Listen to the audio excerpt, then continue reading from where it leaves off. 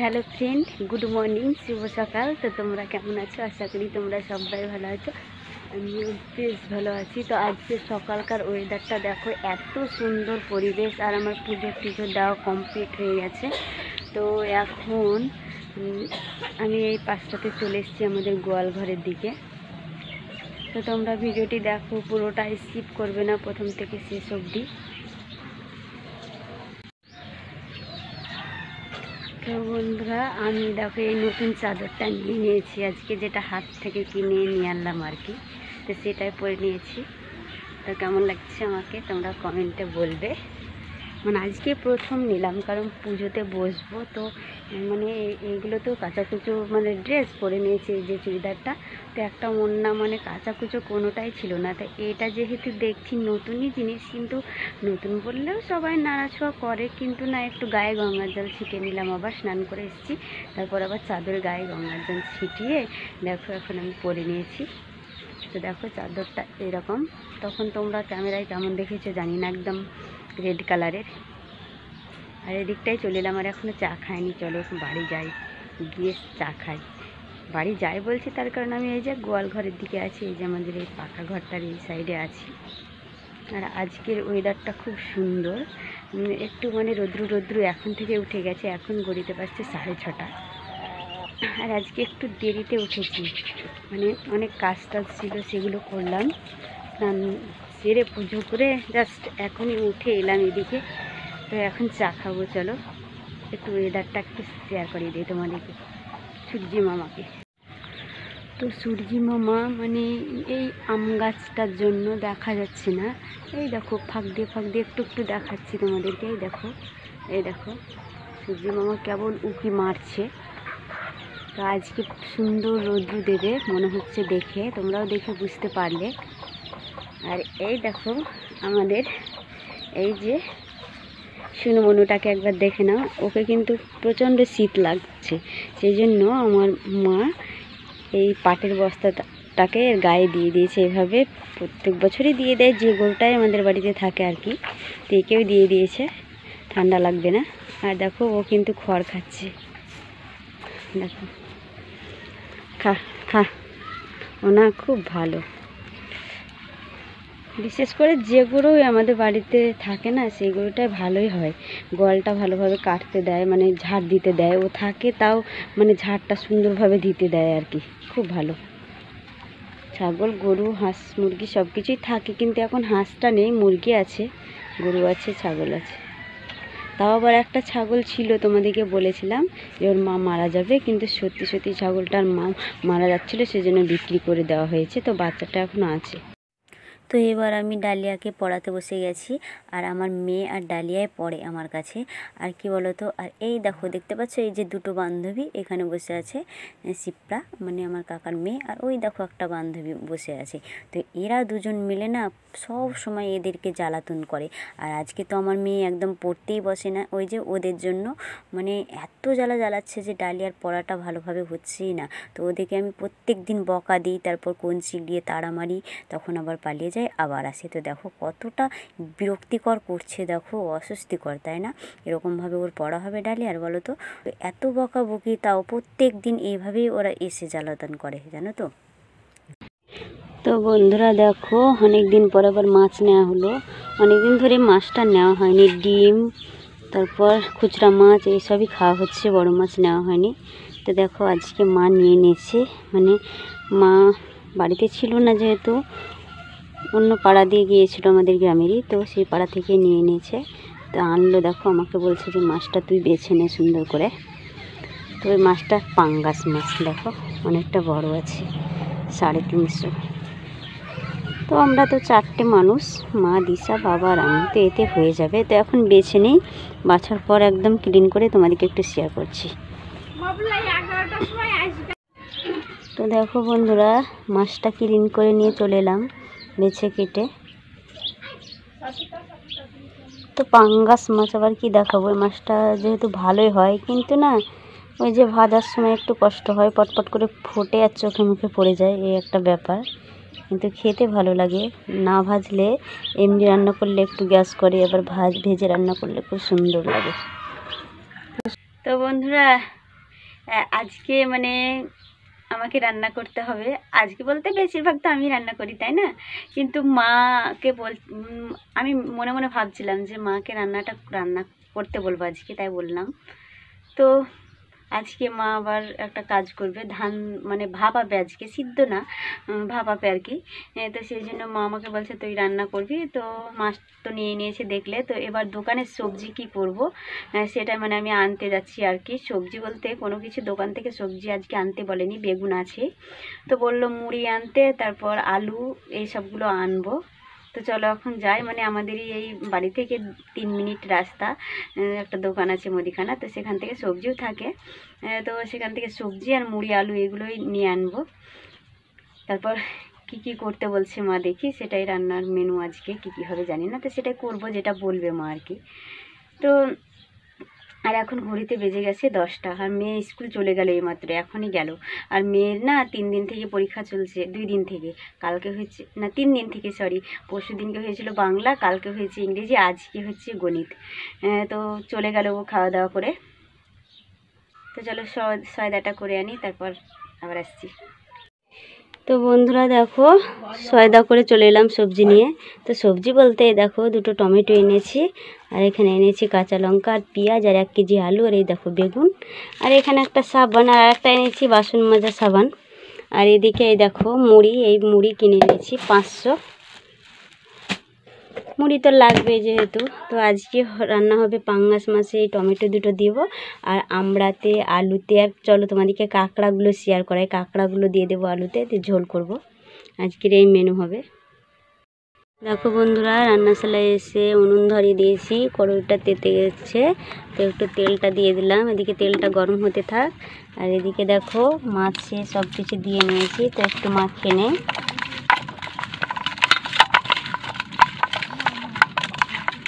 তো দেখো নুন হলুদ সব কিছু দিয়ে মাখিয়ে নিলাম। তো এবার এদিকে তেলটা গরম হচ্ছে, তো এবার মাছগুলোকে ভেজে নেব। তো এই যে এবার জ্বালা যত, এই যে মাছগুলোকে এবার আমি দেব, আর আমাকে দৌড়ে দৌড়ে পালিয়ে যেতে হবে আর কি।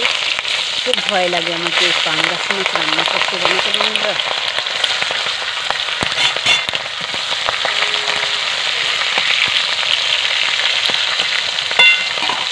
এত ভয় লাগছে।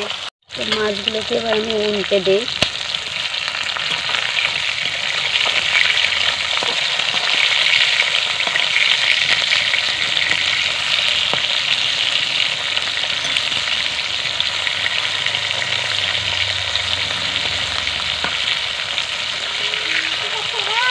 এই যে রান্না করছি, তো আজকের মাছগুলো মানে খুব একটা ফোটেনি, খুব সুন্দরভাবে ভাজা হলো। ভাত রান্না করে দিবে তোমরা? কি করে দিবা গো তোমরা? গো এই দেখো একটা নাড়ু মুড়ুল, হাই করে দেও, বলো হাই, বলো হাই, বলো হাই বন্ধুরা, হাই বন্ধুরা, বলো আমার দিদিকে সাবস্ক্রাইব করে দিও তোমরা, বলে দাও, বলো। হ্যাঁ বল। দেখছো আমি রান্না করছি, আর এই যে আমার কাকার মেয়ে একটা পিসি ছেলে এসছে, দিয়ে আমাকে বলছে রান্না করছো, আমি রান্না করে দেবো, তাই বলছে। এই দেখো এই ফুচকিটাতে বলছে রান্না করে দেবো। এই ফুচকিটা, তোমার নাম কি গো? শ্রুতি। বলে দাও, বলো আমার শ্রুতি। তোমার নাম কি? আমার নাম সার্থক। সার্থক কি দাস? হ্যাঁ, এই ফুচকিটা খুব ভালো, এদের কথা শুনতে ভালো লাগে জানো তো, প্রত্যেকদিন খেলা করে।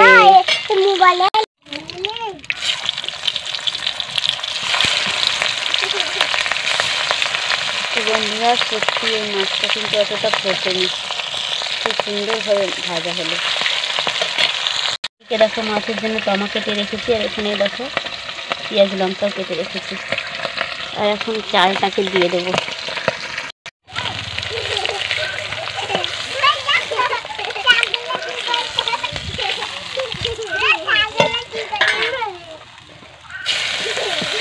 তো বন্ধুরা এখন আমি পেঁয়াজ আর লঙ্কা দিয়ে দিলাম, একটু ধনে পাতা হলে বেশ ভালো হতো, কিন্তু ধনে পাতাটা আজকে আবার আনা হয়নি। আর এদিকে দেখো গয়া বুড়িরা কত চাচাচ্ছে দেখো। তো টমেটোটাকে এবার আমি দিয়ে দিলাম ভালো করে, দেখো একটা মশলাগুলো আস্তে আস্তে দিতে থাকবে।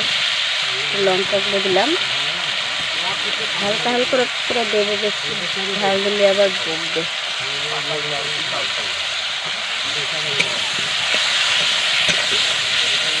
এটা কত সুন্দর রঙ, আর টমেটোটা দিলে বেশ সুন্দর লাগে মাছ খেতে।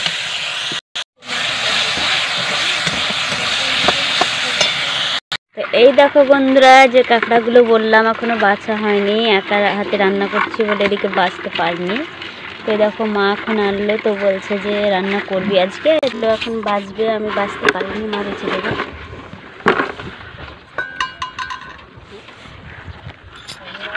এখন নড়ছে, সেদিকে তো রান্না করছি, এক হাতে বাছতে পারিনি, তো আমি করলাম বেছে দাও।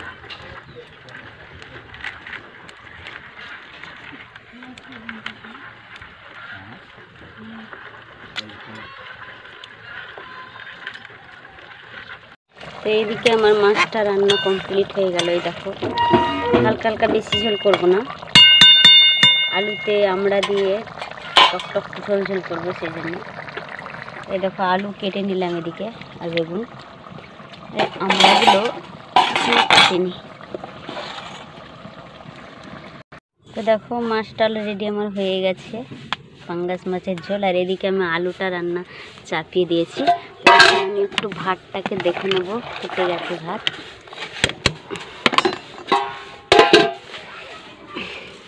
আর এদিকে দেখো কাঁকড়া আমার বাছা কমপ্লিট হয়ে গেছে। আর আমাদের গ্রামে অনেক মুসলিমরা আছো, তারা হয়তো বলবে কাঁকড়া দিয়ে আলু দিয়ে বেগুন দিয়ে রান্না করব, তোমাদেরকে বললাম।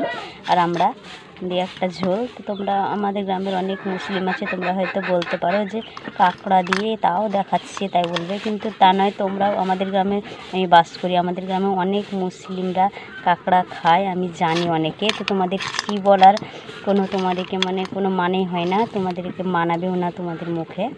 তো এটা অনেক অনেক মুসলিমরাই খায়, আমাদের পাড়াতেই খায়, আমরা জানি। তো সেই জন্য শেয়ার করলাম। তোমরা খারাপ বলো মন্দ বলো, তাতে আমার কোনো যায় আসে না, সেটা তোমাদের ব্যাপার। তো যাই হোক, রান্না করব। বেগুন ছিল, তো এই বেগুনটাকে এখন আমি পোড়াবার জন্য একদম রেডি করে নিয়েছি, শিকে ভরে নিয়েছি। আর এই দেখো তেল, তেল বুলিয়ে নিয়েছি গায়ে। কি বলো তো, তেলটা বোলানোর কারণ হচ্ছে, তোমরা অনেকেই শুধুই বেগুনটা পুড়িয়ে নাও, কিন্তু তার উপরে যদি তেলটা বুলিয়ে নাও না, তাহলে খোসা খোসা হয়ে উঠে যায় আর কি। আর যদি এমনি পোড়াও, অতটা ওঠে না, পুড়ে লেগে যায়। সেই জন্য সবসময় যে কোনো জিনিসের তেল বুলিয়ে পোড়ানোটা সব থেকে বেস্ট, সুন্দর হয়। আর তোমার পুড়ে ভালোভাবে চটা চটা হয়ে ছাড়ে। তো দেখো এখন আমি বেগুনটাকে পুড়িয়ে নিচ্ছি ভালো করে, এটাকে সানা করে নেব।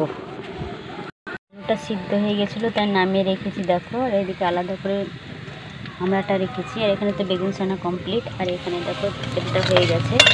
এবার আমি কাঁকড়াগুলোকে দিয়ে দিচ্ছি। দেখো,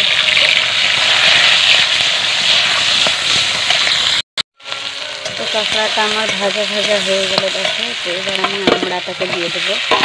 তো আমড়াটা দেখো ভালোভাবে একটু ভেজে নিচ্ছি। তো এবার আমি সব মশলাগুলো দিয়ে নেবো, হলুদ, লঙ্কা গুঁড়ো, মশলা বাটা। তো এবার আমার আলু, বেগুন, আমড়া, টক কাঁকড়া দিয়ে এই রান্নাটা দেখো আমার কমপ্লিট হয়ে গেল, ফুটে উঠে গেছে। তো এবার নামিয়ে নেব। নামার কমপ্লিট। তো দেখলে অন্যরকম লাগছিল, আর এখন দেখো নামিয়ে নিয়েছি, আর একটা কালার চলে এসছে। তো মাছটা তো ঘরে নিয়ে চলে গেছি, আর বেগুন সানারে আলুটা চলো ঘরে রাখবো। আর ওইদিকে ভাত আমি ঝরাতে দিয়েছি। তো এটাকে এবার তুলে নেব। গুড আফটারনুন বন্ধুরা। তো দেখো চলে এলাম এই পাকা ঘরের উপরে যাব, চলো তোমাদের সঙ্গে অনেক কথা বলবো। তো জানো, এই পাকা ঘরের উপরটায় আসি, আর আমাকে খুব ভালো লাগে আসতে। তো একটা কথা আমি একটা জিনিস আমি ফলো করলাম আজকে, অনেক দিন পর আমার বড় ভিডিও আর কি দেখলাম। তো একটা জিনিস ফলো করলাম। তো ভিডিওগুলো তখন দেখতাম, যখন করতাম আর আপলোড করতাম, তখন দেখতাম আর রকম লাগতো, কোনো কিছু লাগতো না আমাকে, যে আমি মোটা না পাতলা এরকম লাগতো। তো এখন আমি অনেক পাতলা হয়ে গেছি। তো তখনকার ভিডিওটা এখন আমি দেখলাম, দেখে আমি একদম কি বলবো, অবাক হয়ে গেছি যে অতটা মোটা ছিলাম আমি, আর এতটা খারাপ লাগছে দেখে, কি বলবো তোমাদেরকে। এত মোটা, মনে হচ্ছে আমি ভিডিও করেছিলাম এরকম, আমি মানে এরকম অনুভব লাগছে। তারপর দেখে কেমন একটা লাগছে। আর এখন দেখো এতটা পাতলা হয়ে গেছি আমি যে মানে এখন ঠিক আছে, বেশ ভালো লাগছে। আর তখন এতটা ফোলা ফোলা, আগেকার ভিডিওগুলো মুখ চোখ একদম ফোলা ফোলা ভয়ঙ্কর লাগছে, মনে হচ্ছে কি একটা আমাকে অসুখ হয়েছে এরকম। আমি আজকে দেখলাম, তো দেখে কেমন যেন লাগছে। আর এখন দেখো ভগবানের ইচ্ছায়, ভগবানের আশীর্বাদে, তোমাদের সবারই আশীর্বাদে আমি বেশ ভালো আছি। আর একদম ফ্রি এখন থাইরয়েড অনেক কমে গেছে, খুব ভালো আছি। আর তখন কি বলবো তোমাদেরকে, এতটা আমার কষ্ট হতো, সারাদিন সবসময় কষ্ট হতো। আর সবসময় মোটা একদম ফুলে গিয়েছিলাম। তোমরা আগের ভিডিওগুলো দেখে হয়তো বুঝতে পারবে এতটা কষ্ট হতো আমার। আর এখন আমি খুব ভালো আছি, অনেক পাতলা হয়েছি। এর থেকে যেন আমি আরও পাতলা হই সেটাই চাই, তোমাদের কাছে বলছি, সেটাই চাই যেন আমি পাতলা হয়ে তোমরা প্রে করো ভগবানের কাছে। পাতলা হলেই বেশি ভালো লাগে আমাকে, মানে মনের দিক থেকে, অসুখের দিক থেকে বলছি, পাতলা হলে সব থেকেই ভালো, মানে একদম ফ্রি লাগে। আর মোটা একদম ভালো না, মোটেই ভালো নয়। আমরা যখন মানে বিয়ে হয়নি তখন বলতাম সবাই মোটা, কত সুন্দর লাগছে, এটা সেটা সবাই পরতো, দেখে লোভ লাগতো, বলতাম যে কত সুন্দর টাইট, কি সুন্দর লাগছে, পরছিস, সব জিনিস মানাচ্ছে, এটাই বলতাম, মানানোর জন্য বলতাম আর কি। কিন্তু মোটেই মোটা হওয়া ভালো নয়, একদম ভালো লাগবে না, বাজে লাগবে। আর পাতলা হও, মনটা ফ্রি লাগবে, সব যে জিনিসটা পরবে তোমাকে মানাবে, নিজেকেও ফেন্সি লাগবে, তাই না? বেশ ভালো লাগে। তো সেটাই তোমাদেরকে বলার জন্য এদিকে এলাম আর কি এখন। আর ওয়েদারটা আজ খুব সুন্দর ছিল, রোদ্রু ছিল, বেশ ভালো লাগছিলো। আর এই ছাদের উপরে এসেছি, খুব সুন্দর লাগছে। আর জানো তো, একটু সাজুগুজু করে এলাম, সাজুগুজু বলতে শুধু লিপস্টিকটা লাগিয়েছি। তো এখন কিছুটা মানে রিলস বানাবো, সেই জন্য ছাদের উপরে আমি চলে এসেছি। তো দেখো, এই দেখো সিঁড়িতে বসে আছি। আর এই দেখো ছাদের উপরে মানে এখন তো নতুন ধানের মানে চালের আটা শুকোতে দিয়েছে আর কি, আমাদের না, আমার বৌদির।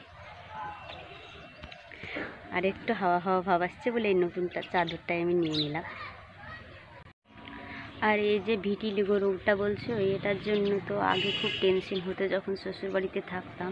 সবাই তো আর সাপোর্ট থাকতো না, নিজের স্বামী তো সাপোর্টে নেই, তাহলে আর কি সাপোর্টে থাকবে, তাই না? তো সবসময় নিজেকে মানে ছোট হয়ে থাকতে হতো শ্বশুরবাড়িতে, এতটাই খারাপ লাগতো। আর সবসময় ভগবানকে ডাকতাম যে যেন ভালো হয়।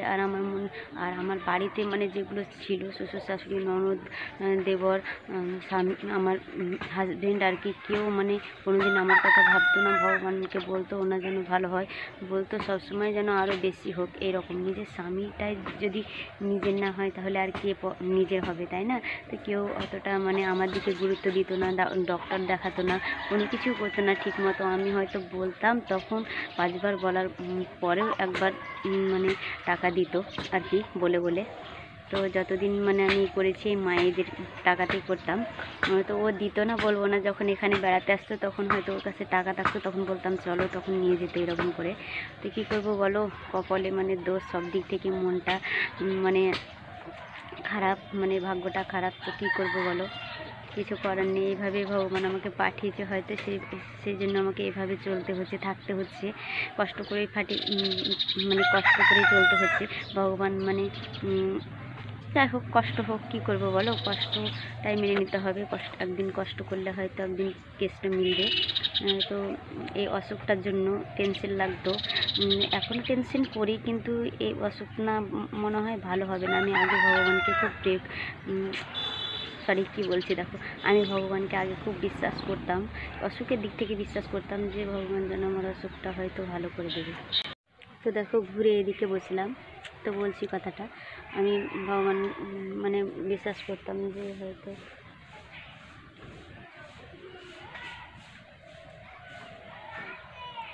একজন আছে, এদিকে তাকাচ্ছে, মানে কথা বলছি, তো ভাববে যে মনে হয় মানে প্রেমিককে কথা বলছি, মানে গ্রামে তো সবাই সব এইটাই ভাবে নেবে, সেজন্য বললাম। তো যাই হোক, যাজ্ঞা, সে কথা বাদ দাও। তো ভাবতাম যে ভগবান হয়তো আমার এই অসুখটা ভালো করে দেবে একদিন, এভাবেই বিশ্বাস করতাম, কিন্তু এখন দেখছি এই অসুখ মানে যেখানে হয়েছে আর কি, সেখানে মানে ভালো হয়ে যাচ্ছে, তারপর আবার এক বছর কিন্তু 5-6 মাস পর আবার যেরকম সেরকমই হয়ে যাচ্ছে, মানে যেখানে হচ্ছে সে আবার জেগে উঠছে সেখানে। এই দেখো সেই জন্য আর আমি মানে বিশ্বাস করতে পারছি না যে এই রোগটা আমি যতদিন ওষুধ খাবো ততদিন ঠিক থাকি। তো আমি ভাবি যে যতদিন ওষুধ খাবো ততদিনই ঠিক থাকবো, ওষুধ না খেলে মানে আমার পুরোটাই হয়ে যাবে। আমি আর বিশ্বাস করি না, কী করবো বলো। মানে অতদিন ধরে মানে এত বিশ্বাস, এত কষ্ট করেছি এই রৌদ্রুতে। প্রত্যেক দিন আমি রৌদ্রুতে মানে 2 ঘন্টা 3 ঘন্টা ধরে দাঁড়িয়ে থাকতাম, একটা শুধু পেডিকোট পরে রৌদ্রুতে গোটা গায়ে মলম লাগিয়ে যেখানে যেখানে হয়েছে আর কি। তো আমি রৌদ্র দিতাম, আমার খুব কষ্ট হতো। তারপর নিমের পাতা মধু লাগিয়ে আমি ছাদের উপরে বসে থাকতাম একটা পেডিকোট পরে। তো এত কষ্ট, মানে আমার পাশে কেউ থাকতো না যে আমার স্বামী আমাকে একটু হেল্প করবে, তাও না। মানে ওকেও বলে মানে লজ্জা লাগতো। মানে আমি দেখে বুঝতে পারতাম, অনুভবে বুঝতে পারতাম, মানে কেউ আমাকে নিজের মতো করে একটু সাহস দেয়নি যে শ্বশুরবাড়িতেও যে দেখ হয়েছে তো কী হয়েছে, আমরা পাশে আছি, হোকা কত মানুষের হয়েছে, এরকম মানে সাহস কেউ দেয় না। আমার শাশুড়ি বলো, আমার স্বামী বলো, কোনো কেউ আমাকে একটু নিজের মতো করে নেয়নি। একমাত্র মায়ের বাড়িতে মা, বাবা, দিদি এরাই আমাকে সবসময় সান্ত্বনা দেয় যে দেখ সবারই হয় এরকম, ভগবান যেটা দিয়েছে সেটা মেনে নিতে হয়, মন খারাপ করে লাভ নেই, এটাই বলতো। তো আগে কী করবো বলো, ভগবান যা করতে পাঠিয়েছে আমাকে সেইভাবে আমি চলছি। মায়েদের এখানে মায়েদের ঘরে থাকছি, খাচ্ছি দাচ্ছি, কী করবো বলো, কিছু করার নেই। তো এভাবে কাটিয়ে দেবো, নিজের পায়ে একটু দাঁড়াবার চেষ্টা করছি, করে একটা ঘর বাড়ি নিজেকেও করতে হবে ছোটোখাটো, তারপর মেয়ে আর আমি থাকবো, কিচ্ছু করার নেই। তাছাড়া আর কী করবো বলো, স্বামীর কথা বাদ দাও। তবু আর কোনো দিন বিয়ে করব না আমি, এটাই আমি সবাইকে বলি আর কি। কোনো দিন না, আমার মেয়েকে নিয়ে আমি মানুষ করব, এভাবেই থেকে যাব। যাই হোক, অনেক কথা তোমাদেরকে বললাম তাই না, একদিনকে পরে সব কিছু ভালোভাবে খুলে বলবো। তো এখানে এসেছি, খুব ভালো লাগছে, ওয়েদারটা সুন্দর লাগছে, ফাঁকা ফাঁকা, এখন বিকেলটা খুব সুন্দর। আর খাওয়া দাওয়া করে নিয়েছিলাম কখন, তারপরে আবার একটু ঘরে বসেছিলাম। তো ভাবলাম না, দুটো রিলস বানাবো, ছাদে যাই, একটু ফ্রেন্ডদের সঙ্গে কথা বলা হবে। তো চলো রিলস বানিয়ে নিই, তারপর আবার যাবো নিচে।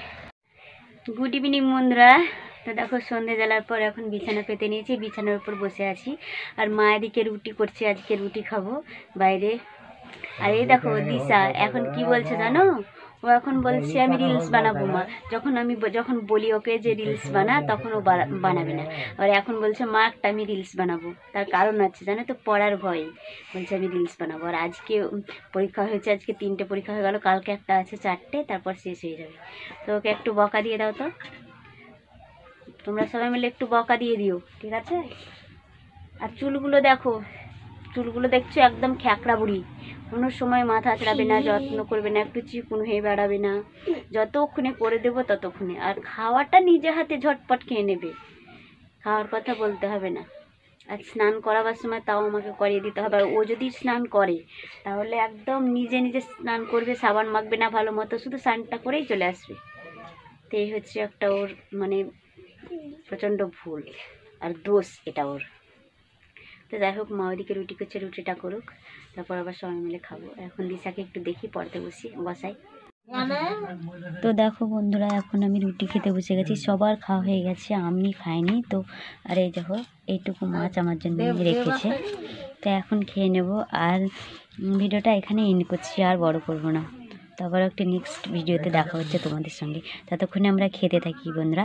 আর যারা নতুন হয়ে আছো তারা একটি সাবস্ক্রাইব করতে থাকো, ঠিক আছে। টাটা।